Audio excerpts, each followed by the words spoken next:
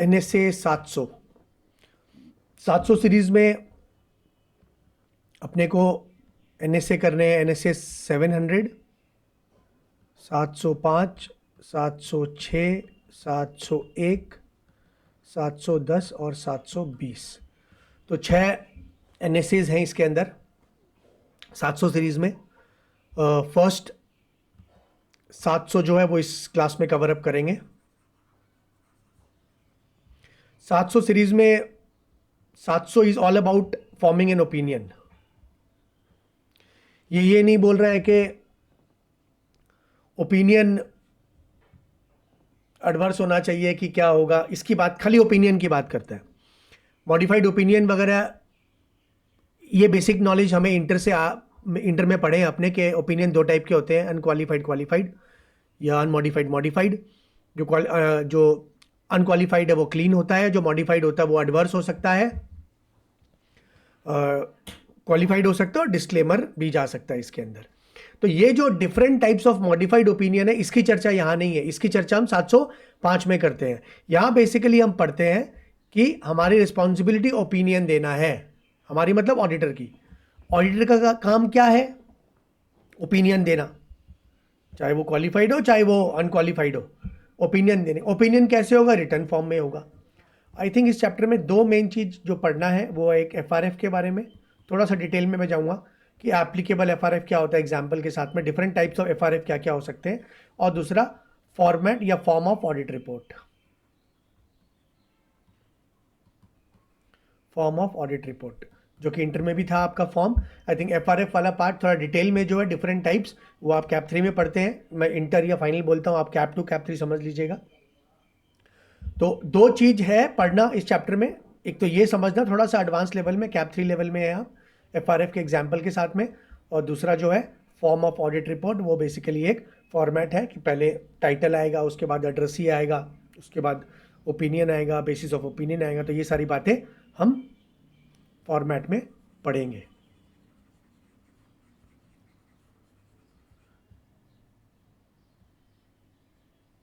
तो स्कोप क्या है? NSA deals with auditors responsibility to form an opinion. Opinion के बारे में बात कर रहे हैं। याद रखिए हमारा काम ही ओपिनियन देना है। फाइनेंशियल स्टेटमेंट्स रिकॉर्ड्स को देखकर एविडेंस गैदर करना, एविडेंस गैदर करके कंक्लूजन ड्रॉ करना, और कंक्लूजन ड्रॉ करने के बाद में एक ओपिनियन रिटर्न फॉर्म में देना। Opinion on financial statements, it also deals with forms and contents of auditors report. तो मैंने बोला फॉर्म्स और कंटेंट की बात करेंगे, उसी फॉर्म और कंटेंट वही फॉर्मेट में हमारा रिपोर्ट जाना चाहिए। Issued of an audit of financial statements. Objective क्या है? फॉर्म ओपिनियन फॉर्म करना on financial statements based on evaluation of conclusion drawn from audit evidence obtained to express clearly that opinion through written report. तो written report में हमारा opinion एकदम neat and clean clear होना चाहिए, कोई confusion नहीं होना चाहिए। फॉर्मिंग एन ओपिनियन,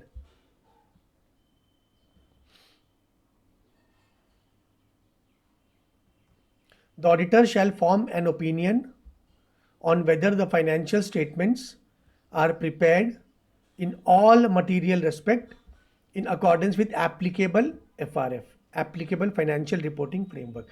इसी चीज को थोड़ा सा डिटेल में मैं डिस्कस करूंगा। Applicable financial reporting framework. अब फ्रेमवर्क क्या होता है? ढांचा। ढांचा मतलब अपने को बताया गया है कि किस तरह से बुक्स ऑफ अकाउंट्स प्रिपेयर की जाएगी। यस, किस तरह से फाइनेंशियल स्टेटमेंट्स बनाए जाएंगे। एप्लीकेबल FRF, एप्लीकेबल FRF का एग्जांपल क्या हो गया आपके नेपाल में? आपका audit act, Nepali accounting standards, बाकी जितने लॉज हैं, बाफी एक्ट जो बैंक के लिए बनाया गया, ये सब क्या बुलाएंगे हम? Applicable framework. एक एसएससी को इन फ्रेमवर्क के हिसाब से ही काम करना है। सारे फ्रेमवर्क, अगर आपके ऊपर जो फ्रेमवर्क एप्लीकेबल हो रहा है उसके हिसाब से ही आप अपना स्टेटमेंट्स बनाएंगे। आपके लिए कोई स्पेसिफिक फ्रेमवर्क एप्लीकेबल नहीं है तो जो एक्सेप्टेबल है, जो इंडस्ट्री का स्टैंडर्ड है, आप उसके हिसाब से बनाएंगे। अब मैं कई बार पूछता हूं कि इसका एग्जांपल, तो कई बार मेरे को आंसर आता है, sir profit and loss account. Sir एक स्टेटमेंट जो होता है फाइनेंशियल स्टेटमेंट्स, उसे प्रॉफिट एंड लॉस अकाउंट बनाना पड़ेगा, ये एप्लीकेबल फ्रेमवर्क है? नहीं है ये एप्लीकेबल फ्रेमवर्क। अगर एक नॉन प्रॉफिट ऑर्गेनाइजेशन है, गवर्नमेंट ऑर्गेनाइजेशन है, वो प्रॉफिट एंड लॉस थोड़ी बनाएगी, वो तो इनकम एंड एक्सपेंडिचर बनाएगी। तो उसके लिए इनकम एंड एक्सपेंडिचर अकाउंट एक रिपोर्टिंग फ्रेमवर्क, एक एप्लीकेबल फ्रेमवर्क हो गया जिसको मानना पड़ेगा। तो प्रॉफिट एंड लॉस अकाउंट ये सब फ्रेमवर्क्स नहीं है। Frameworks are basically laws and regulations, standards which are suppose to be applicable to your entity. अगर कोई स्पेसिफिक प्रोप्राइटर फर्म है, छोटा फर्म है, उसके लिए कोई स्पेसिफिक एप्लीकेबल नहीं है, तो जो एक्सेप्टेबल है उसी में बनेगा उसका। इसके अंदर आप एक कंपनीज एक्ट भी लिख लीजिए, आपका कंपनीज एक्ट। ये सारे किसके एग्जाम्पल हैं? ये सारे एग्जाम्पल है फ्रेमवर्क्स के, जो आप पर एप्लीकेबल है, उसके हिसाब से ही आपको बनाना पड़ेगा। In order to form that opinion, the auditor shall conclude as to whether the auditor has obtained reasonable assurance। हम reasonable assurance लेते हैं, absolute नहीं लेते हैं। yes, कोई गारंटी थोड़ी होती है। reasonable evidence gather करके हम एक बेसिकली रीजनेबल अश्योरेंस देते हैं कि भैया जो बुक्स है वो ट्रू एंड फेयर प्रेजेंटेशन दे रहा है। अब ये ट्रू एंड फेयर सब में आएगा कि नहीं आएगा, इसको भी मैं थोड़ा सा नीचे जब मैं फ्रेमवर्क डिस्कस करूंगा वहां चर्चा करेंगे इसकी। हर फाइनेंशियल स्टेटमेंट्स को आप ट्रू एंड फेयर नहीं कर सकते, जरूरी नहीं है कि ट्रू एंड फेयर व्यू होगा। तो हम पढ़ते हैं कि होगा, लेकिन जरूरी नहीं है। About whether the financial statements as a whole are free from material misstatement whether due to fraud. तो आपको क्या देना है? एक रीजनेबल अश्योरेंस देना है कि भैया मटेरियल मिसस्टेटमेंट नहीं हुआ है। फिर से बोलता हूँ, व्हाट इज मटेरियल मिसस्टेटमेंट? ऐसा कोई स्टेटमेंट जिससे कि यूजर के डिसीजन में फर्क पड़ जाए। The conclusion shall take into account, क्या अकाउंट में लेगा ये? The auditor's conclusion in according with NSA 330। NSA 330 basically क्या बोलता है? एविडेंस गैदर करना, ठीक है ना। आप बिना एविडेंस गैदर करे थोड़ी ना कोई आप क्वालिफाइड एडवर्स ओपिनियन दे रहे हैं, नहीं, आपने एविडेंस गैदर किया है। और ऑडिटर्स कंक्लूजन एज पर NSA 450 whether uncorrected misstatements are material individually और in aggregate. Uncorrected misstatements NSA 450 detail में कवर करता है। अनकरेक्टेड बेसिकली वो है जो मैनेजमेंट ने किया था, लिखा था, स्टेटमेंट प्रेजेंट किया था और उसको ठीक नहीं किया गया। तो बेसिकली सिंपल लैंग्वेज में क्या बोलूं, हम क्या देखेंगे कि एविडेंस गैदर हुए थे, और दूसरा अनकरेक्टेड मिसस्टेटमेंट्स आपके रिपोर्ट्स में नहीं है। इवैल्यूएशन कैसे आएगा? पहला क्या है? Auditor shall evaluate. हम कर क्या रहे हैं? हम ओपिनियन देना है। क्वेश्चन क्या है? ओपिनियन देना है। ओपिनियन कैसे देना है? ओपिनियन देना है, नंबर 1, इवैल्यूएट क्या करना है ओपिनियन देने से पहले? Requirements of applicable financial reporting frameworks, companies act follow किया गया है, अकाउंटिंग स्टैंडर्ड फॉलो किया गया है, ऑडिट एक्ट अगर है तो वो फॉलो किया गया है।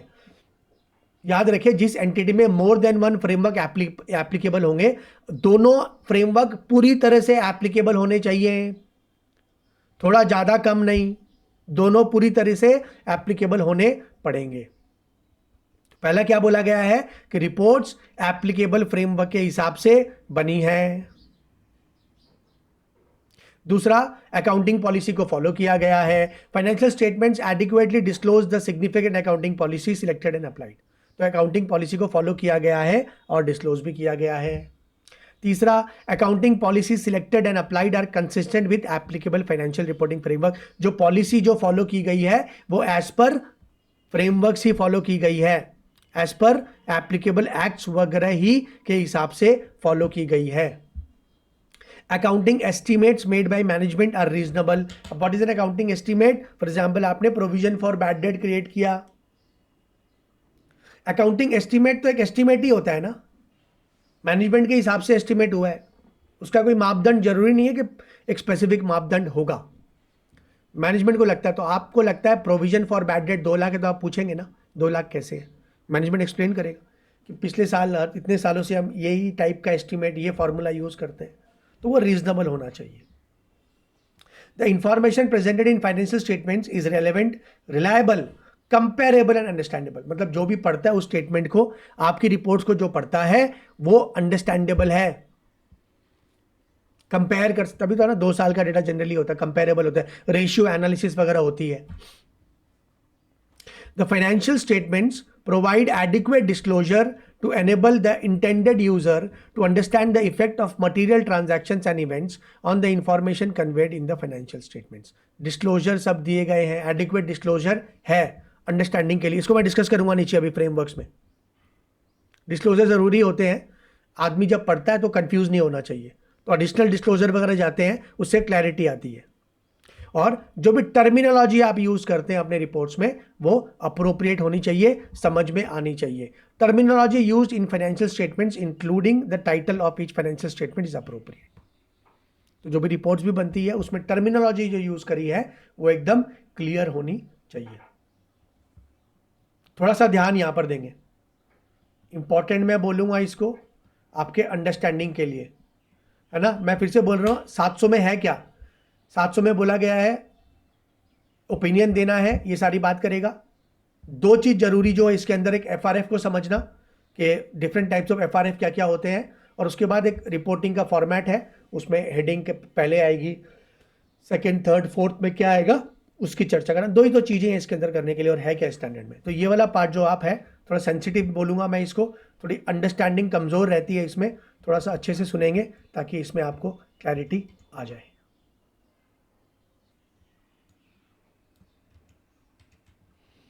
Types of financial reporting framework, थोड़ा ध्यान से सुनने का बात. फाइनेंशियल रिपोर्टिंग फ्रेमवर्क के एग्जाम्पल मैंने दे दिए हैं. जितने एक्ट आप पर एप्लीकेबल है, ऑडिट एक्ट हो गया आपका, अकाउंटिंग स्टैंडर्ड हो गया आपका, बाकी एक्ट हो गया जो बैंक के ऊपर एप्लीकेबल है आपके नेपाल में, सारे क्या है रिपोर्टिंग फ्रेमवर्क्स है. जिस एंटिटी पर जो एप्लीकेबल होते हैं उसको फॉलो करके बनाना पड़ेगा. एज एन ऑडिटर आपकी ये ड्यूटी बनती है ये चेक करना कि उस एंटिटी के ऊपर जो जो फ्रेमवर्क्स एप्लीकेबल थे उसके हिसाब से स्टेटमेंट्स रिपोर्ट सारी बनाई गई है. अब रिपोर्टिंग फ्रेमवर्क 2 टाइप के होते हैं. पहला कौन सा है, जनरल पर्पस फ्रेमवर्क, दूसरा स्पेशल पर्पस फ्रेमवर्क. याद रखिए, हम जो काम करते हैं जनरली, हम जो ऑडिट करते हैं, चाहे एज एन आर्टिकल करते हैं या सीए बनने के बाद आप करोगे, आप जनरली जनरल पर्पस फ्रेमवर्क वाली ही ऑडिट करोगे. अब जनरल पर्पस फ्रेमवर्क्स कौन सी हो गए, ये सारे जो अभी हम ऊपर पढ़ के आए हैं, आपके जो अकाउंटिंग स्टैंडर्ड्स फॉलो करते हैं, आपका जो अकाउंटिंग स्टैंडर्ड फॉलो करता है, आपका कंपनीज एक्ट फॉलो करता है, जो एंटिटीज बैंक से करोगे तो बाफी एक्ट फॉलो करेगा, है ना, आपका ऑडिट एक्ट फॉलो करेगा. जितनी एंटिटीज के ऊपर ये एप्लीकेबल है, जो एंटिटीज इनकी ऑडिट करती है वो क्या है, general purpose FRF, general purpose है ये. हमारे करियर में इनफैक्ट हो सकता है हम कभी स्पेशल पर्पस की ऑडिट करें ही नहीं. हम जितनी ऑडिट एज एन आर्टिकल अभी आपने कर रखी है या मैं as a chartered accountant in practice करता हूं, हम कौन सी करते हैं, हम जनरल पर्पस ही करते हैं. एग्जाम्पल में यही लिख दिया मैंने यहां पर. इसका सोर्स क्या होगा, एनएएस, बाफी, audit act. Followed and suitable for public at large. Generally जितनी एंटिटीज होती है जो पब्लिक होती है वो कौन सा फॉलो करती है, जनरल पर्पस एफआरएफ फॉलो करती है. अब आप बोलोगे सर ये स्पेशल पर्पस क्या है, स्पेशल पर्पस एफआरएफ क्या हो गया. स्पेशल पर्पस मतलब कोई स्पेशल पर्पस के लिए, नॉट फॉर एवरीवन. मान लेते हैं एक एंटिटी है कंपनी ए, ये लोन लेने के लिए एक बैंक के पास जाती है. बैंक इसको बोलता है ऐसे हम लोन नहीं देंगे आपको, हम लोन तभी देंगे जब आप अपने फाइनेंशियल स्टेटमेंट्स को इस ढंग से प्रेजेंट करिए, हमें ये चीजें उसमें दिखाकर प्रेजेंट करिए. अब आप बोलोगे सर ये तो कहीं लिखा हुआ नहीं है, ये तो ना अकाउंटिंग स्टैंडर्ड बोलता है, ना कंपनी एक्ट बोलता है, ना कोई ऑडिट एक्ट बोलता है, सर ये आप कैसे बोल रहे हैं. बैंक बोलता है नहीं, आपको अगर लोन चाहिए तो आपको अपना स्टेटमेंट्स, अपनी रिपोर्ट्स इस फॉर्मेट में सबमिट करनी पड़ेगी, उसमें ये चीज डिस्क्लोज करनी पड़ेगी, हम ये चाहते हैं. क्या ये जनरल फ्रेमवर्क है, क्या ये फ्रेमवर्क या रिक्वायरमेंट जो बैंक आपसे मांगता है, क्या ये रिक्वायरमेंट वो है जो सबके लिए एप्लीकेबल नहीं है. ये रिक्वायरमेंट सिर्फ आपके लिए ही एप्लीकेबल है. आपकी कंपनी को अपने स्टेटमेंट्स, अपने रिपोर्ट्स को इस तरह से पेश करने पड़ेंगे, ये चीजें डिस्क्लोज करनी पड़ेगी जो बैंक आपसे मांग रही है. ये हो सकता है कोई स्टैंडर्ड्स नहीं बोलता हो, कहीं कंपनी एक्ट में नहीं बताया गया हो, बाफी एक्ट तो चलिए बैंक के लिए, कोई ऑडिट एक्ट ये बात नहीं करता हो, लेकिन फिर भी आपको देना पड़ेगा अगर आपको लोन चाहिए तो. हम क्या बोलेंगे इसको, हम इसको बोलेंगे सर ये स्पेशल पर्पस एफआरएफ है. Yes, only for few followed and suitable only for few. Example मैंने जो एक्सप्लेन किया यही इसका एग्जाम्पल है। यस, एग्जाम्पल बोले तो फॉर एग्जाम्पल एक बैंक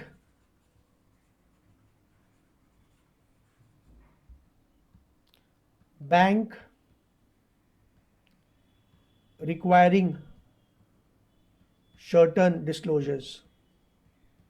आप बोलो सर जरूरी नहीं है, बैंक बोलेगा हमें जरूरी है भैया, आपको देना पड़ेगा। यस, कोई कंपनी है, दूसरा एग्जांपल दे देते हैं, कोई कंपनी है वो अभी मर्जर होने वाली है या कोई उसको अक्वायर करने वाला है, जो एक्विजिशन पार्टी है वो इन्वेस्टिगेशन कर रही है और बोल रही है कंपनी को कि आप अपने रिपोर्ट को ऐसे बनाकर दीजिए, हमें आप इन बातों का डिस्क्लोजर करिए, आपको डिस्क्लोज करके देना पड़ेगा। आप क्या बोलेंगे? These are special purpose FRF, general नहीं है ये डिस्क्लोजर कोई एक्ट देने के लिए बोलता नहीं है, लेकिन आपको देना पड़ेगा। तो क्या बोलेंगे इसको आप? Special purpose FRF. हो सकता है आप जनरली कभी करे ही नहीं अपने करियर में, क्योंकि बहुत रेयर केस होता है। यस, हमारे जो एक्ट्स बनाए गए हैं, जो रूल्स रेगुलेशंस बनाए गए हैं डिस्क्लोजर्स वगैरह के ऑडिट के, वो इतने रोबस्ट, इतने कंप्रिहेंसिव है, उतना अच्छा कवर कर लेते हैं कि जनरली सारे डिस्क्लोजर आ जाते हैं। लेकिन उसके बावजूद क्या पता अगर हो ऐसा कोई जो आपसे स्पेशल कुछ मांग ले, आप क्या बोलेंगे? स्पेशल पर्पस एफआरएफ सबके लिए नहीं है, ओनली फॉर फ्यू। हम जितना भी ऑडिट वगैरह करते हैं, हम जनरली कौन सा करते हैं? उन एंटिटीज का जो कौन सा फॉलो करती है? जनरल पर्पस एफआरएफ को फॉलो करती है, स्पेशल पर्पस को फॉलो नहीं करती है। आपने थोड़ा लिखना भी होता है कॉपी में कहीं पर ये सब चीजें, नहीं तो आप भूल जाते हैं एग्जाम से पहले।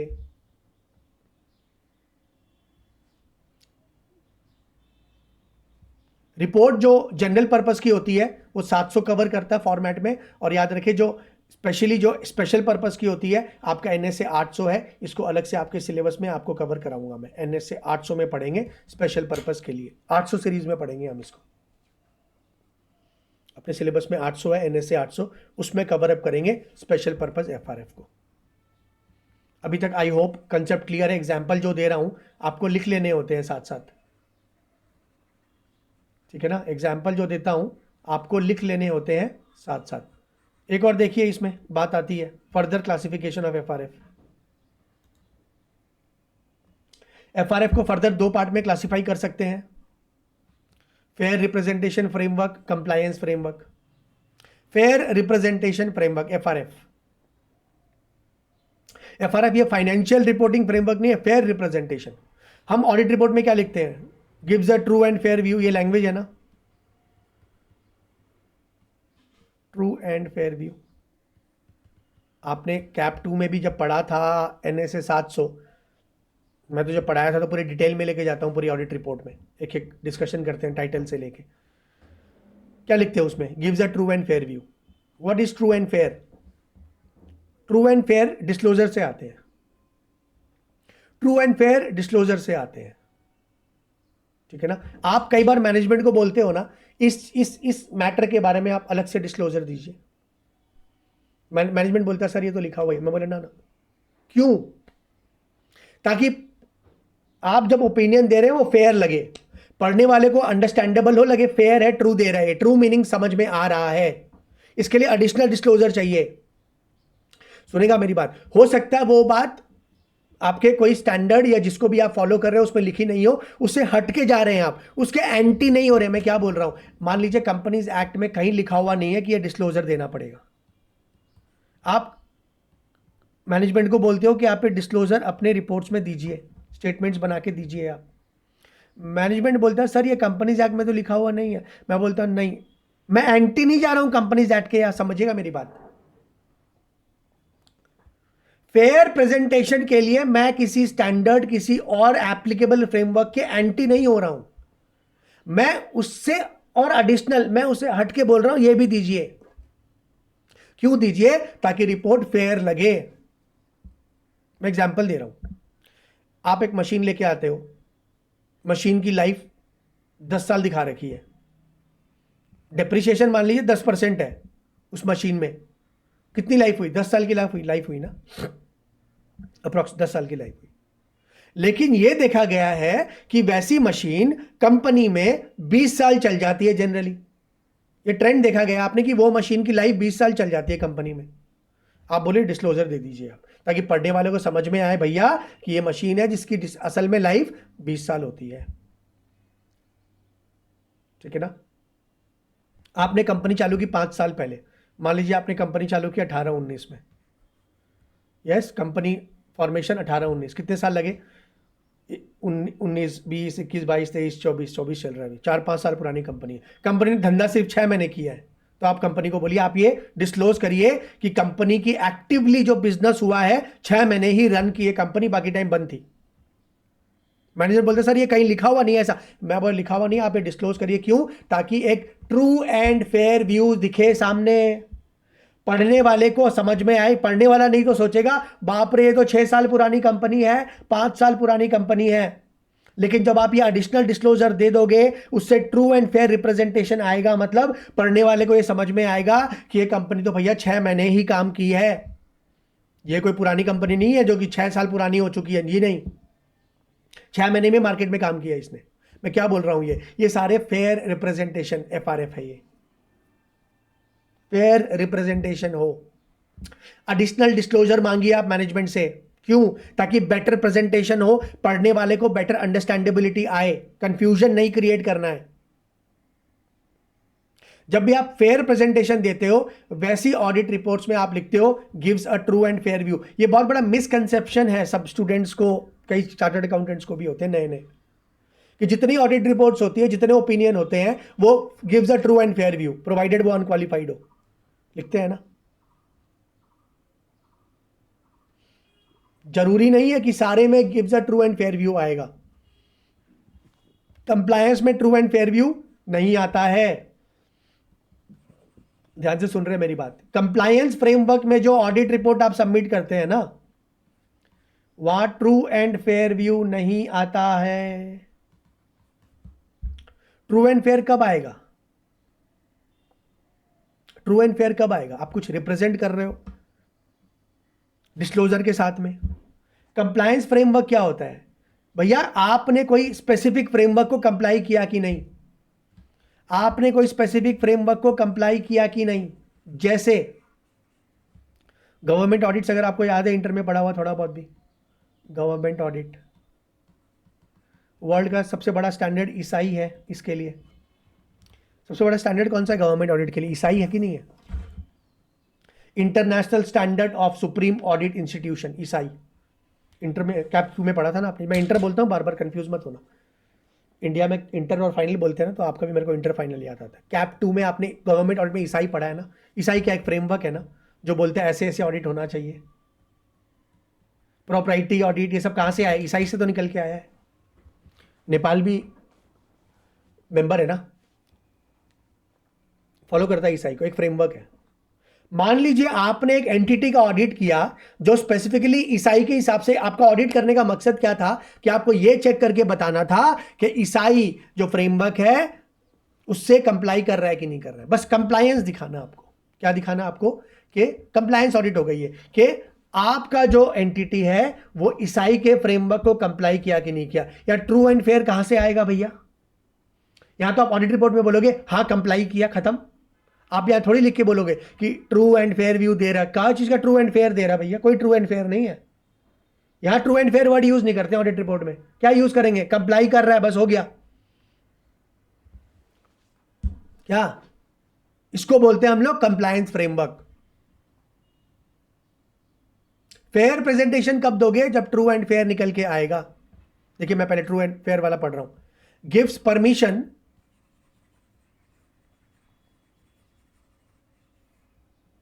gives permission either to go for additional disclosure or amend requirements for FRF for better financial presentation। आप amend कर रहे हो रिक्वायरमेंट FRF की, उसके एंटी नहीं जा रहे हो। फर्क है दोनों में। मैं ये नहीं बोल रहा हूं कंपनीज एक्ट को छोड़िए और ऐसे डिस्क्लोज करिए, मैं ऐसा नहीं बोल रहा हूं। मेरे को लग रहा है ऐसा करने से कंपनीज एक्ट की रिक्वायरमेंट में और बेटर प्रेजेंटेशन होगा। मैं उसकी बात कर रहा हूं, ट्रू एंड फेयर प्रेजेंटेशन, जिसे समझने वाले को और क्लैरिटी आएगी। इसको बोलते हैं फेयर प्रेजेंटेशन FRF। आपने किसी ऑलरेडी एग्जिस्टिंग फ्रेमवर्क के एंटी नहीं होना है, उससे हटिए, लेकिन बेटर प्रेजेंटेशन के लिए हटना है आपको। ओपिनियन वर्डिंग्स क्या होता है इसमें, whether financial statements gives a true and fair view. अब कंप्लायंस देखिए क्या हो गया, कंप्लायंस में क्या आया, no such permission given in as fair presentation. ये फेयर प्रेजेंटेशन नहीं होता है, फेयर कुछ नहीं है, जो है वो है, जो बोला गया था उससे कंप्लाई किया कि नहीं किया, बस ओपिनियन वर्डिंग्स क्या आएगा, financial statements are as per compliance framework, nothing to do with fair and true and fair presentation की बात यहां पर नहीं हो रही है। यहां पर क्या आएगा, फाइनेंशियल स्टेटमेंट्स कंप्लायंस के हिसाब से है, जो फ्रेमवर्क इस पर एप्लीकेबल था, जैसे मैंने ईसाई का एग्जांपल दिया उसके हिसाब से ही स्टेटमेंट्स बनाए गए हैं, प्रेजेंट किए गए हैं, खत्म। ये देखिए, what is fair presentation framework.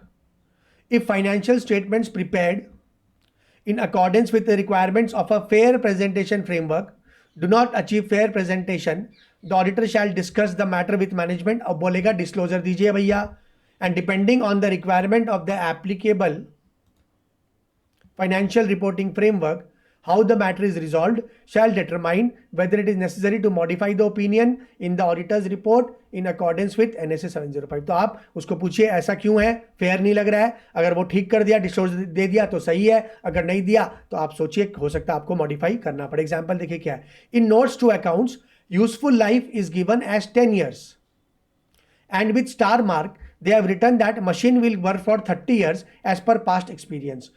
Such disclosure will no such, ऐसा डिस्क्लोजर आप नहीं देंगे तो वो कंफ्यूज करेगा लोगों को, तो वो फेयर प्रेजेंटेशन नहीं होगा। तो आप कंपनी को बोलिए आप ये भी डिस्क्लोजर दीजिए। दूसरा, suppose company is incorporated in 1516, ये मैंने एग्जांपल दिया था आपको अभी, it is operating for 8 months but if they simply write 1516 in the year it won't be fair. तो सामने वाला मैंने क्या बोला, उसको लगे बाप रे ये कंपनी तो 15-16 से चल रही है, पुरानी कंपनी है। नहीं साहब, 8 महीने भी मुश्किल से काम नहीं किया, उतनी पुरानी कंपनी नहीं है। दूसरा, कंप्लायंस फ्रेमवर्क क्या होता है, when the financial statements are prepared in accordance with the compliance framework the auditor is not required to evaluate whether financial statements achieve fair presentation. आपको क्या देखना है कि कंप्लाई कर रहा है कि नहीं कर रहा है, खत्म। अगेन, हम जो ऑडिट करते हैं अपने करियर में, जनरली कंप्लायंस वाला आप ना के बराबर ही करोगे। यस, 99.99999% आप फेयर रिप्रेजेंटेशन वाले, फेयर प्रेजेंटेशन वाले, FRF वाले ही ऑडिट करोगे आप। बहुत रेयर होते हैं कंप्लायंस वाले भी। However, if an extremely rare circumstance the auditor concludes that such financial statements are misleading, the auditor shall discuss the matter with management and depending on it is resolved shall determine whether to communicate in the auditor report। तो compliance framework में true and fair कुछ नहीं होता है, बस क्या होता है भैया, कंप्लाई किया के नहीं किया। तो ये वाला पार्ट आप थोड़ा ध्यान से सुने होपफुली, यस, और क्लैरिटी आ गई होगी। इस NSE 700 में 2 ही चीज़ है, एक तो FRF के बारे में थोड़ा सा ये एडवांस लेवल का डिस्कशन होता है, और दूसरा जो होता है एलिमेंट्स ऑफ ऑडिट रिपोर्ट, जो हम नेक्स्ट क्लास में कर लेंगे। इसको टाइटल वगैरह कब क्या आएगा उसकी बात करेंगे।